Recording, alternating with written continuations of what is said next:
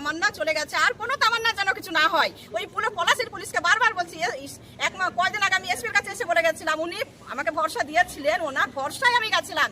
কিন্তু আজকে মনে হচ্ছে আমি আজকে আর বাড়ি যাচ্ছি না, আজকে আমি এখানেই থাকবো বসে। আমার মেয়ের খুনিদেরকে তো ধরার কোনো কথাই নেই, ওনারা তো পড়ে আছে, ওদেরকে ধরবে না।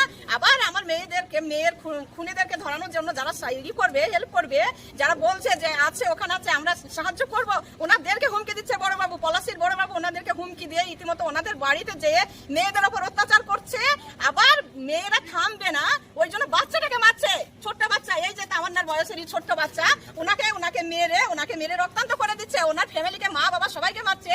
বাচ্চাটাকে ছাড়ছে না পলাশির বড়বাবু, উনি ছাড়ছে না। উনি থাকলে আমার মেয়ের কোনো বিচার হবে না। আমি চাই যে ওনাকে চাকরি থেকে একদম যেখানে খুশি দেয়া হোক, পলাশিতে থাকবে না, ওনাকে পলাশি থেকে সহজ করা হোক, উনি থাকবে না। উনি আমার বাড়িতে যেয়ে উনি যে পুলিশ রাখছে আমার বাড়িতে, সেই পুলিশে তো আমাকে মেরে দিতে পারে, আমার তো কোনো ভরসা হচ্ছে না। আমি তো এসপিকে বলে আসলাম, সেই পুলিশও মেরে দিতে পারে, পুলিশের উপরে তো আমার ভরসা উঠে যাচ্ছে। আমার বাড়িতে পুলিশ থাকছে, সিভিক এনে রাখছে, তারা তো আমাকে কোন সময় মেরে দিতে পারে। আমি যাদের উপরে বিশ্বাস করে থাকবো তারাই মেরে দেবে, ওনারাই আসল ক্রিমিনাল।